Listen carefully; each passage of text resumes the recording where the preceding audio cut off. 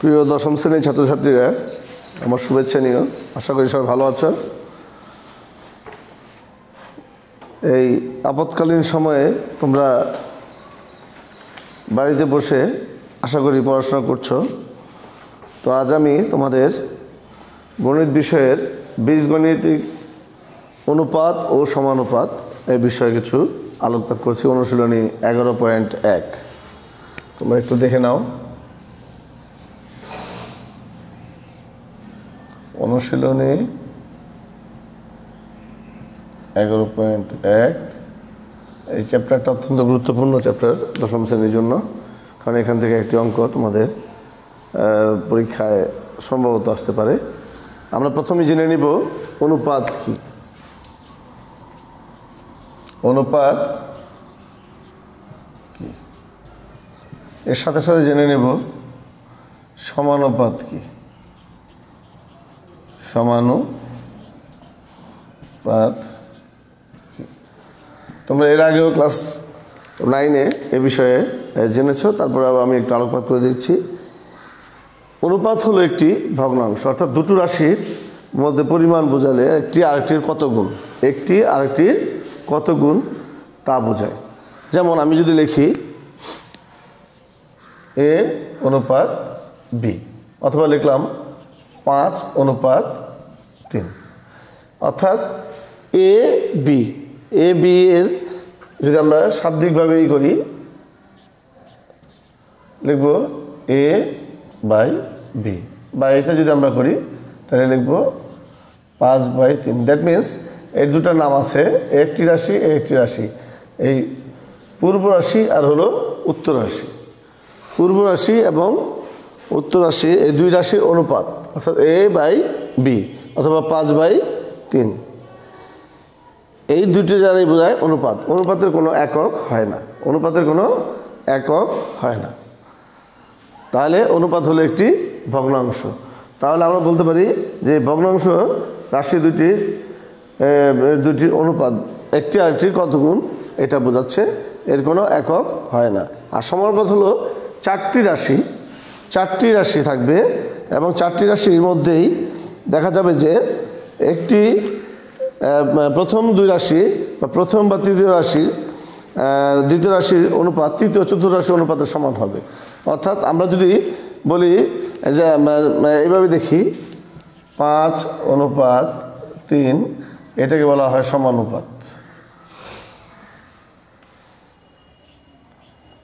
2:4।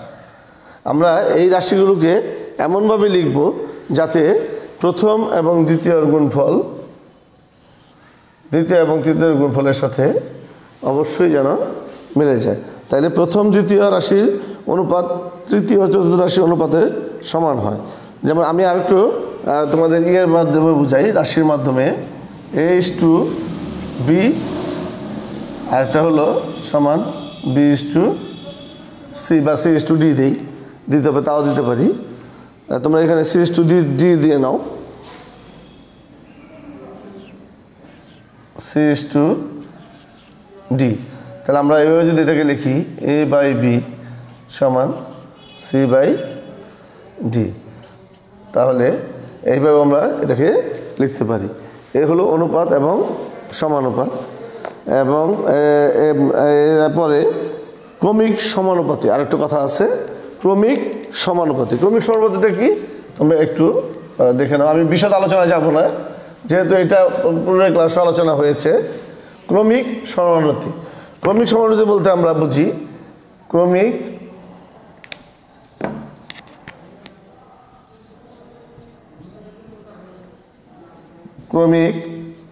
সমানুপাতি। এটা কি একটু দেখে নিই। আমরা বললাম এ বি সি, এখানে তিনটি রাশি আছে এ বি সি। আমরা এটাকে কীভাবে ক্রমিক সমানুপাতিতে সাজাবো? এ বি সি ক্রমিক সমানুপাতি বলতে বোঝায় a:b সমান b:c। ইস্টু মানে হলো অনুপাত। আমরা যদি এটাকে আরেকটু এইভাবে লিখি a/b সমান b/c, অর্থাৎ এটাকে আরও সংক্ষিপ্ত আকারে যদি লিখি b² = C A, B square equal to C A. তাহলে এটা হলো ক্রমিক সমানুপাতি, অর্থাৎ আমরা ক্রমিক সমানুপাতির ক্ষেত্রে সমতগুলো সবগুলো রাশি এক জাতীয় হয়ে যাবে এবং সিকে এ ও বি দ্বারা এবং তৃতীয়টিকে বি দ্বারা গুণ করলে অর্থাৎ আমরা পূর্বের রাশিটাই আবার ফিরে পাবো। এটা হলো সমানুপাতি, অর্থাৎ এ বি সি, তার মানে এ ইস টু বি সমান বি ইস টু সি।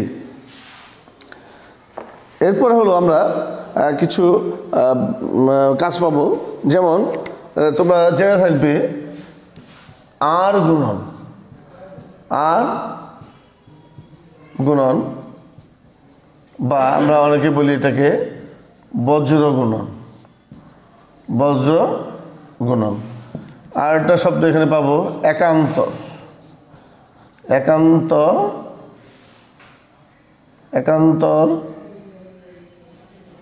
একান্তকরণ, দেখি নাও একান্তকরণ। তারপরে পাবো এখানে যোজন,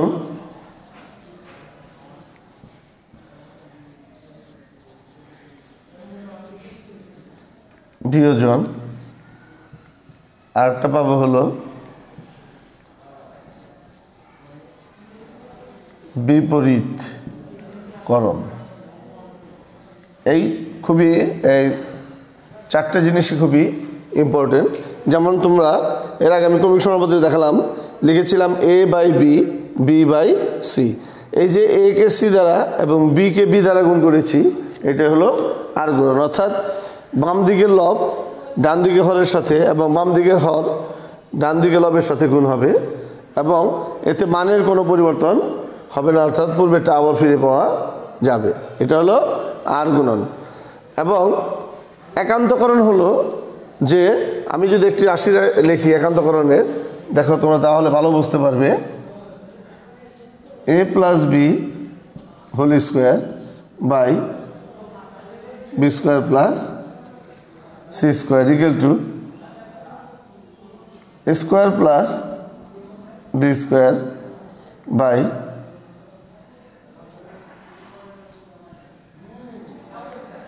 তাহলে আমরা দেখতে পাচ্ছি এ বি এর সাথে একটা সম্পর্ক আছে, বি এবং সি এর সাথে একটা সম্পর্ক আছে। তাহলে এই সম্পর্ক যদি আমরা ডান দিকের লবটাকে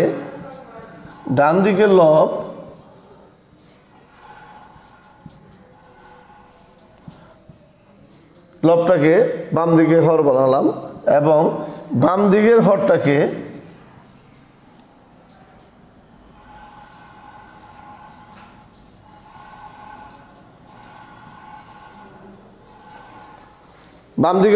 ডান দিকে লব বানালাম, অর্থাৎ বি এবং সি এর সাথে একটা সম্পর্ক আছে, এ এবং বি এর সাথে একটা সম্পর্ক আছে।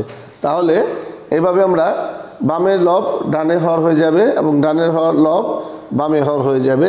এভাবে যদি আমরা করি তাকে বলা হবে একান্তকরণ করে। আর যোজন বিয়োজনটা তোমরা একটু দেখে নাও, এটা খুবই ইম্পর্টেন্ট এবং এটা অনেক ক্ষেত্রে আমাদেরকে করতে হয়। অঙ্কের অনুসারে, ধারা অনুসারে বা অঙ্কের যে মোটিভ, অঙ্কের যে মেজাজ, সে মেজাজ অনুসারে আমাদের অনেক সময় যোজনও করতে হতে পারে, আবার বিয়োজনও করতে হতে পারে, আবার অনেক ক্ষেত্রে যোজন বিয়োজন একসাথেই করতে হতে পারে। যেমন এক্স বাই ওয়াই, আমরা এটাকে যদি বলি লব, এটাকে বলি হর, এটাকে যদি যোজন করি তাহলে লিখব লব প্লাস হর, এটা হলো যোজন। That means X plus Y, X plus Y. আবার যদি এটাকে বলি বিয়োজন করব, এখানে দেখাচ্ছি X minus Y by Y, এটা হলো বিয়োজন। আমরা দুটোকে যদি একসাথে করি যোজন এবং বিয়োজন, তাহলে X plus Y by X minus Y, এটা হলো এইভাবে আমরা লিখতে পারি যোজন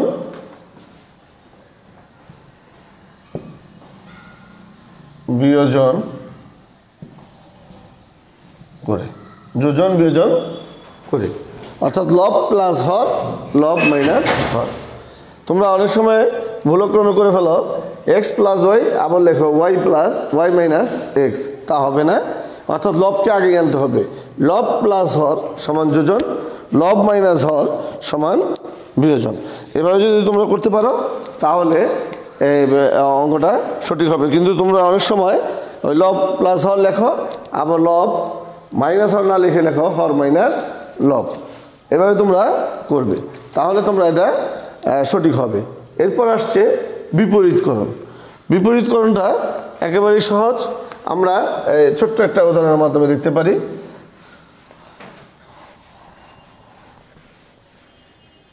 যেমন আমরা লিখলাম P plus Q by P minus Q. এটাকে পি মাইনাস কিউটাকে দিলাম উপরে আর পি প্লাস কিউটাকে দিলাম নিচে। এটাকে বলা হয় বিপরীত, বিপরীতকরণ করে। দ্যাট মিন্স লবকে হর, হরকে লব, লবকে হর, হরকে লব। এই জিনিসটা খেয়াল করবে তোমরা। আর গুণন, একান্তকরণ, যোজন, বিয়োজন, বিপরীতকরণ, চারটি জিনিস আমার এখানে অবশ্যই লাগবে। এখন আমরা একটা অঙ্ক তোমাদের দেখাচ্ছি, খুবই ইজি মেথড এখানে, তবে তোমাদেরকে দেখতে হবে। যেমন তোমাদের বইয়ে ছোট্ট একটা উদাহরণ দেওয়া আছে, উদাহরণ 3। তোমরা একটু পেজ নাম্বারটা লিখে নিও, পেজ নাম্বার 209। উদাহরণ 3 পেজ নাম্বার 209। আমি তোমাদেরকে দেখাচ্ছি।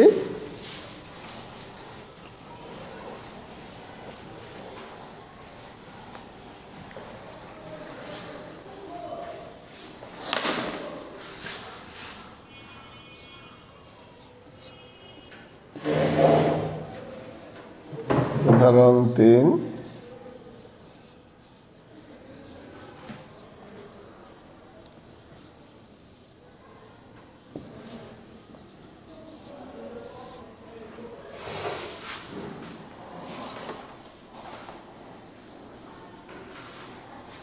দেওয়া আছে।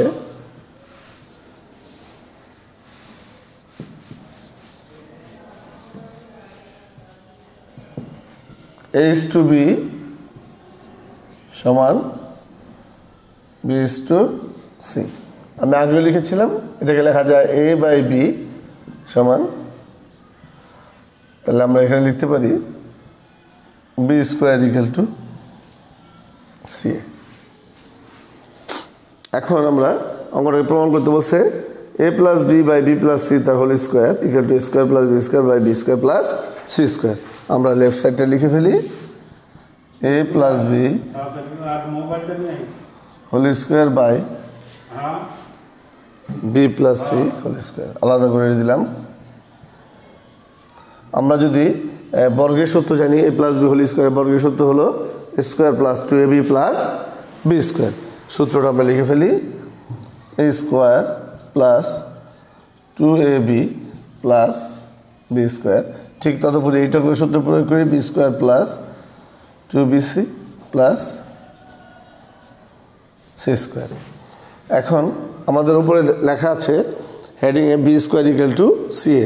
আমরা দেখব B² কোথায় আছে, সেখানে B² এর স্থলে CA পুট করবো, অর্থাৎ ওখানে মানটা বসাবো। তোমরা মান বলো, এভাবে বললাম B² = CA। তাহলে A² লিখলাম 2AB প্লাস B² এর পরিবর্তে লিখব CA। ঠিক এই জায়গায় দেখা যায় B² প্রথমেই আছে, এখানে লিখব CA plus 2BC plus C²। আমরা চলে আসলাম। এখন কী দাঁড়াচ্ছে, এখানে দেখা যাচ্ছে যে A² 2A অর্থাৎ তিনটার মধ্যেই A আছে, অর্থাৎ একে আমরা কমন নেব। কমন নেওয়ারই ভাগ দেওয়া। এ কমন নিলে A plus 2B plus C, নিচে A B C তিনটা রাশি আছে, তবে C তিনটার মধ্যেই কমনভাবে আছে, তাহলে আমরা C-কে কমন নিলাম। তাহলে এখানে রইল A প্লাস 2B প্লাস দুটো C আছে, একটা কমে গেল, এটা দেখা যাচ্ছে যে সমপরিমাণ রাশি, অর্থাৎ এটা ভ্যানিশ হয়ে গেছে। তাহলে রইল কত A/C। তোমরা কাটবে না কাটলে আবার তোমাদের মনে সন্দেহ থাকতে পারে যে না অঙ্কটা আমার হলো কি না, এটা কাটার কোনো নিয়ম নেই। তোমরা ডাইরেক্ট এটা করতে পারো। এবার আমরা লেফট সাইডে পেলাম এ ডিভিশন সি, রাইট সাইডে আমরা দেখে নেই A square plus B square, A square plus B square by B square plus C square. আমরা ততপরে ওই যে প্রথমে দেখে আসছি কত, B square equal to C, যেখানে বি স্কোয়ার সেখানে সি এ বসিয়ে দাও। A square plus B square হলো সি এ, ঠিক এই জায়গায় আবার দেখা যাচ্ছে প্রথমে বি স্কোয়ার, তাহলে C A plus C square.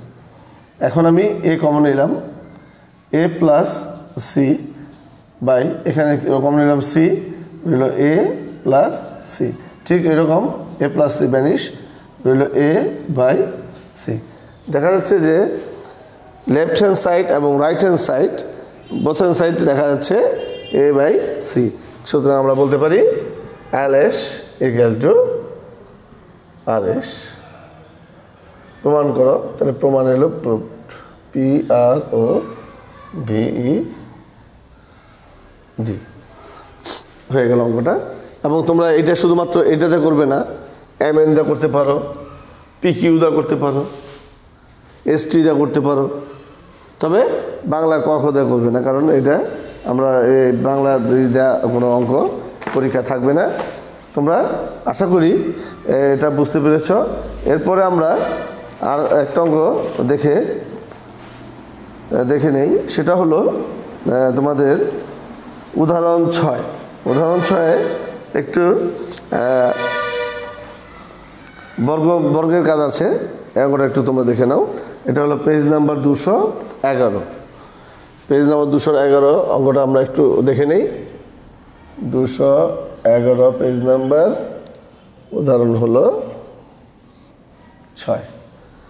আমরা তোমরা এটার নিয়মে আরও দু একটা অঙ্ক বিভিন্ন বই ঘেটে করে নেবে। আমরা উদাহরণ 6টা একটু দেখে নেই, যেহেতু সময় কম।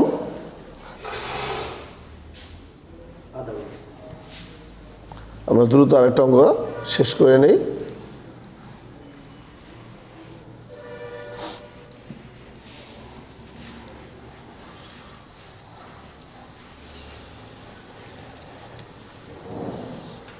তোমাদের বই দেওয়া আছে whole root 1 plus X plus whole root 1 minus X, division whole root 1 plus X minus whole root 1 minus X equal to P. এই অঙ্কটা কখনো কখনো উল্টা প্রমাণ আসে, আমরা সময়ের জন্য উল্টা প্রমাণটা দেখতে পাবো না, তবে আমরা যে প্রমাণটা আছে বইয়ে সেটা একটু দেখে নেই। দেওয়া আছে whole root 1 plus X plus whole root 1 minus X, division whole root 1 plus X minus whole root 1 minus X equal to P. আমরা জানি পি এর নিচে একটা আনসিন হর হিসাবে থাকে 1, এটাকে দিয়ে নেব, কারণ আমরা শুরুতেই দেখব যে এখানে যোজন বিয়োজন করতে হবে। এরকম যদি রুট ওভার থাকে তাহলে সেখানে শুরুতেই যোজন বিয়োজন করবে এবং যোজন অঙ্কটা ছোট হয়ে যাবে, তারপর এটাকে বর্গে করে এটাকে রুটটাকে উঠিয়ে দিতে হবে।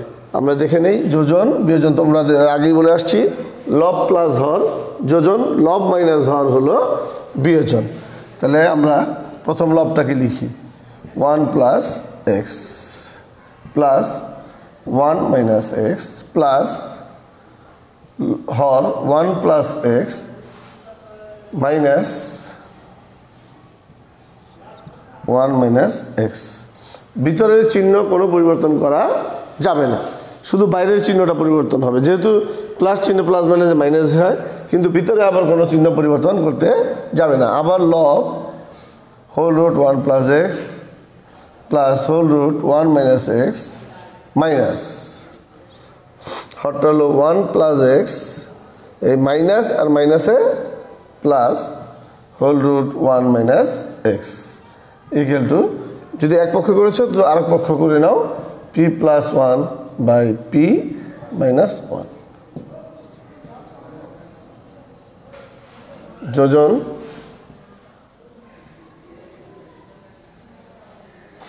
বিয়োজন।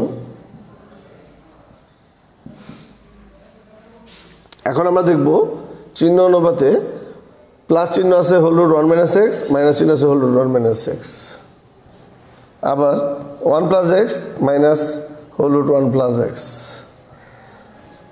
এখন দাঁড়াচ্ছে একটা আর একটা 2 whole root 1 plus X by একটা দুটা 2 whole root 1 minus X equal to P plus 1 by P minus 1 to vanish. এখন আমার দেখা যাচ্ছে আমরা বর্গমূলকে যদি উঠাতে চাই তাহলে অবশ্যই উভয় পক্ষকে বর্গ করতে হবে। তাহলে বর্গ করতে গেলে আমাদের কি করতে হবে? Whole root 1 plus X by whole root 1 minus X P plus 1 P minus 1 whole square. আমরা লিখে ফেলব উভয় পক্ষকে বর্গ করে। তাহলে দেখা যাচ্ছে যে সমপরিমাণ রাশি দ্বারা সমপরিমাণ রাশি ভ্যানিশ হয়, অর্থাৎ বর্গ রুট ওভার এই বর্গ দ্বারা ক্যান্সেল হয়ে যায়। তাহলে এখানে কি দাঁড়াচ্ছে?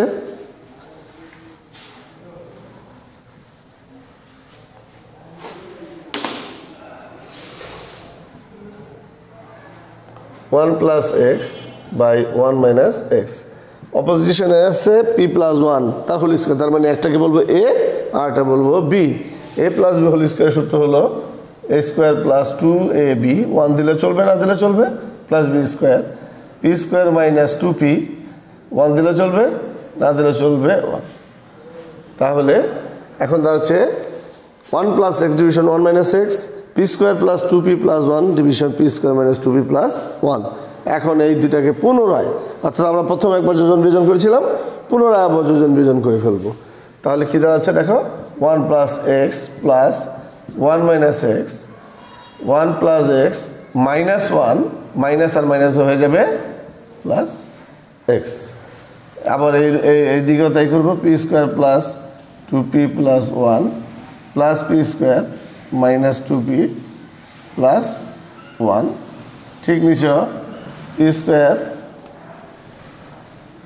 Plus 2p plus 1 minus P square minus আর মাইনাসে প্লাস 2p মাইনাস 1। এখন দেখা যাবে বিপরীতধর্মী রাশি দ্বারা কেটে যাবে প্লাস আর মাইনাস এক্স আর এক্স, দাঁড়ালো 1 আর 1 2, এক্স আর এক্স 2x। এই জায়গায় কিছু কাটবে 2p p square 2p square আর এ 1 আর এ 1 2। ঠিক নিচে পি স্কোয়ার 1 2p আর 2p 4p আর 1 বাই এক্স, এখান থেকে 2 কমন নিলে p square plus 1 by 2 into 2p। এখন আমরা তোমাদের দেখিয়েছিলাম বজ্র গুণন। 4টে জিনিস কিন্তু সব জায়গায় লাগতেছে, বজ্র গুণন করে বা আর গুণন করে। তাহলে এক্সের সাথে এটা আর 1-এর সাথে এটা আর গুণন করে ফেলি, x into P square plus 1 equal two 2p। এখন এক্স আমার দরকার নেই, এখানে পি স্কোয়ার প্লাস 1কে রেখে 2p বাই দিয়ে দিলাম এক্স। এখন আমরা প্রমাণের দিকে দেখব যে লেখা আছে P square minus 2p by X plus 1 equal to 0। তাহলে এটা যদি বলে থাকে তাহলে আমরা লিখতে পারি P square minus 2p by X plus 1 equal to 0। আমাদের প্রমাণ হয়ে গেছে, প্রুভড। অর্থাৎ আমাদের যেটা চেয়েছিল যে P square minus 2p by X plus 1 equal to 0, সেটা আমরা পেয়ে গেছি। তোমরা এটা দেখলে নেক্সট ক্লাসে আমি এটার উপর আলোকপাত করে আমরা এইটার উল্টা প্রমাণটা, অর্থাৎ এই যেটা প্রমাণ করলাম সেটার থেকে আবার আমরা এই যে root 1 plus X plus root 1 minus X division 1 plus X minus whole root 1 minus X equal to P, এইটা আনবো। এটা এখান থেকে প্রমাণ করে আমরা উল্টা দিকে যাব। এখন আমরা সোজাটা দেখলাম, এরপর উল্টাটা এবং অন্যান্য অঙ্ক যেগুলো ভিতরে আছে অনুশীলনীর, আমরা সেটা 2-1টা অঙ্ক দেখব। আশা করি যে তোমরা ক্লাসটাকে ভালোভাবে নেবে এবং এটার উপরে বেশ জোর দিবে।